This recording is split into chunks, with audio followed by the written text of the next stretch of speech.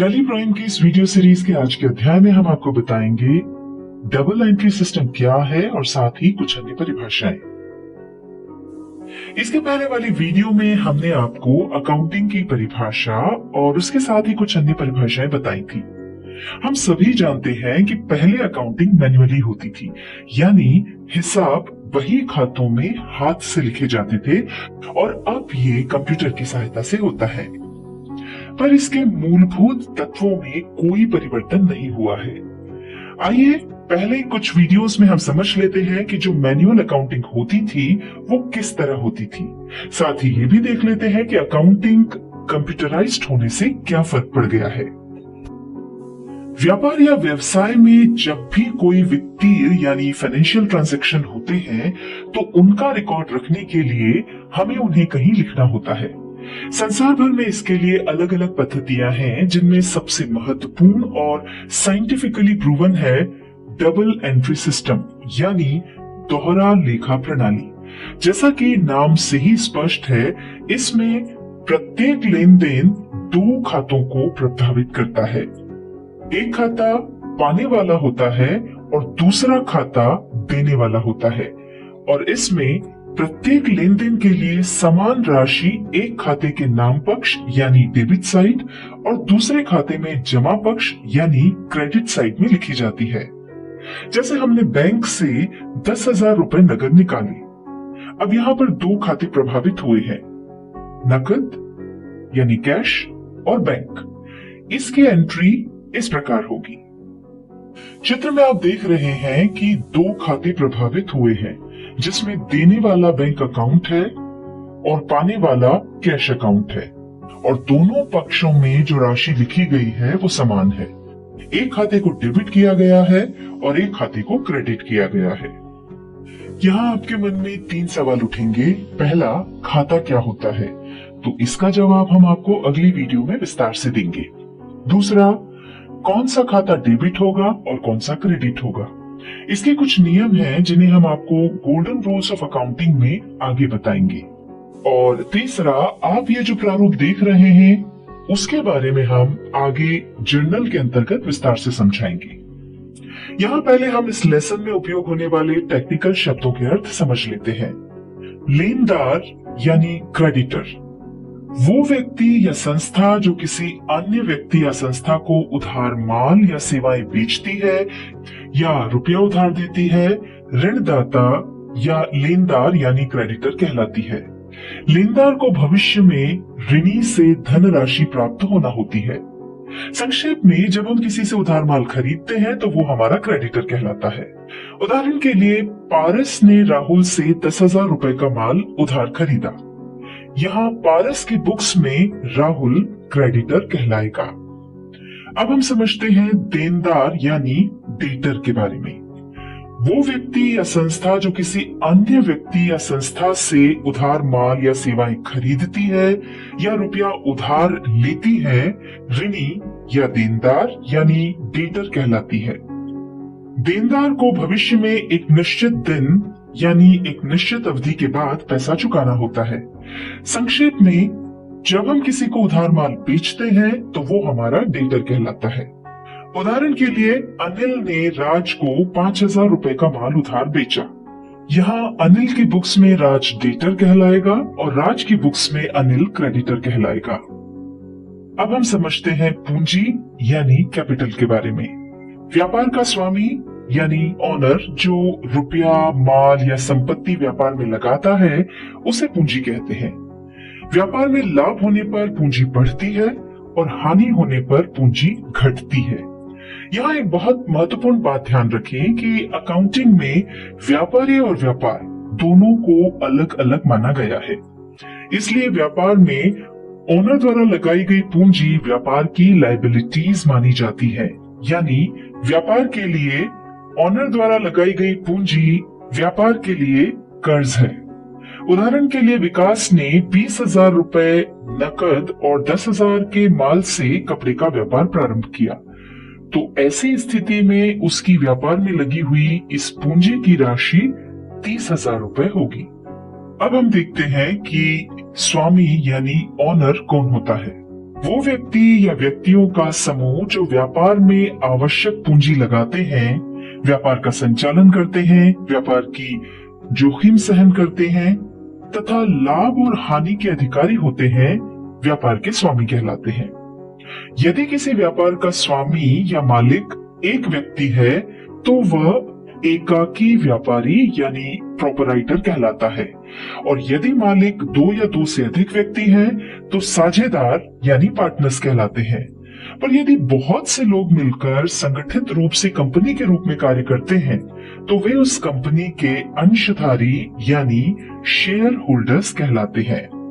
अगली परिभाषा है आहरण यानी ड्रॉइंग्स। व्यापार का स्वामी अपने निजी खर्च के लिए समय समय पर व्यापार में से जो रुपया या माल निकालता है वो उसका आहरण या निजी खर्च कहलाता है। उदाहरण के लिए यदि कोई व्यापारी दुकान के कैश में से अपने निजी खर्च के लिए 500 रुपए निकाल लेता है तो ये उसकी ड्राइंग्स कहलाएंगी। संपत्ति यानी असेट्स। व्यापार या व्यवसाय की ऐसी समस्त वस्तुएं जो व्यापार या व्यवसाय के संचालन में सहायक होती हैं और जिन पर व्यवसायी का स्वामित्व होता है, संपत्ति कहलाती हैं। ये दो प्रकार की होती है, स्थायी संपत्तियां और चालू संपत्तियां। स्थायी संपत्ति यानी फिक्स्ड एसेट से आशय उन संपत्तियों से है जो व्यवसाय में दीर्घ काल तक रखी जाने वाली होती हैं, यानी जिनका लाभ व्यापार में कई वर्षों तक मिलता रहता है और जो पुनः विक्रय के लिए नहीं होती है। उदाहरण के लिए जमीन, बिल्डिंग, फर्नीचर, कंप्यूटर, वाहन, मशीन आदि।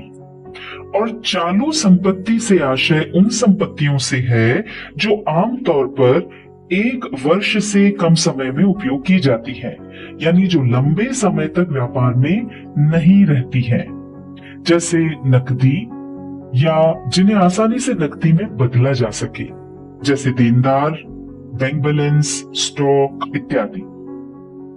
अब हम बात करते हैं दायित्व यानी लायबिलिटीज की। वे सभी ऋण या लोन जो व्यापार को अन्य व्यक्तियों अथवा अपने स्वामी या स्वामियों को चुकाने होते हैं, दायित्व यानी लायबिलिटीज कहलाते हैं। ये दो प्रकार के होते हैं, स्थायी दायित्व यानी फिक्स्ड लायबिलिटीज जिन्हें हम लंबी अवधि की देनदारियां यानी लॉन्ग टर्म लायबिलिटीज भी कहते हैं, और चालू दायित्व यानी करंट लायबिलिटीज जिन्हें हम कम अवधि की देनदारियां यानी शॉर्ट टर्म लायबिलिटीज भी कहते हैं। स्थायी दायित्व से आशय ऐसी देनदारियों से है जिनका भुगतान दीर्घकाल के पश्चात या व्यापार की समाप्ति पर करना होता है, जैसे दीर्घकालीन ऋण, लॉन्ग टर्म लोन, पूंजी, बिल्डिंग या लैंड को गिरवी रखकर बैंक से लिया हुआ लॉन्ग टर्म लोन इत्यादि। चालू दायित्व यानी करंट लायबिलिटीज से आशय ऐसी देनदारियों से है जिनका भुगतान निकट भविष्य में करना हो। प्रायः यह 1 साल से कम समय में चुकाना होती है, यानी ये अस्थायी होती है और व्यापार संचालन में घटती बढ़ती रहती है, जैसे अल्पकालीन ऋण यानी शॉर्ट टर्म लोन, लेनदार, बैंक लोन, सीसी लिमिट यानी कैश क्रेडिट लिमिट आदि। अब हम बात करते हैं अदत्त व्यय की यानी आउटस्टैंडिंग एक्सपेंसेस की। ऐसे समस्त व्यय जिनकी सेवाएं तो प्राप्त कर ली गई हैं परंतु उनके मूल्य का भुगतान अभी तक नहीं किया गया है, जैसे कि वर्ष समाप्ति पर कर्मचारी की सैलरी बाकी है या मकान मालिक का किराया बाकी है यानी देना है किंतु दिया नहीं गया है, तो वर्ष समाप्ति पर इसका प्रोविजन करना होगा। इस तरह के प्रावधान को अदत्त व्यय कहते हैं। अब हम बात करते हैं मूल्यह्रास यानी डेप्रिसिएशन की। किसी वस्तु या संपत्ति के उपयोग से, समय व्यतीत हो जाने पर, मूल्यों में परिवर्तन से, नष्ट हो जाने या अन्य किसी कारण से जब संपत्ति के मूल्य में कमी आ जाती है तो इस मूल्य में होने वाली कमी को डेप्रिसिएशन कहते हैं। उदाहरण के लिए हमारे पास कोई मशीन है और हम उसका लगातार उपयोग कर रहे हैं। इस उपयोग से उसका मूल्य कम हो जाएगा।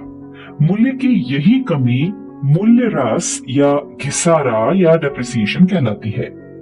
अब हम समझ लेते हैं वित्तीय वर्ष यानी फाइनेंशियल ईयर को। ये 12 माह की अवधि होती है जिसका हम लेखा जोखा प्रस्तुत करते हैं। चूंकि ये अवधि 12 माह की होती है इसलिए एक वर्ष कहलाती है। हमारे भारत में ये अवधि यानी वित्तीय वर्ष 1 अप्रैल से प्रारंभ होकर 31 मार्च को समाप्त होता है। उदाहरण के लिए 1 अप्रैल 2020 से प्रारंभ होकर 31 मार्च 2021 को समाप्त होने वाली ये जो अवधि है या 12 महीने का जो समय है उसे एक फाइनेंशियल ईयर कहेंगे।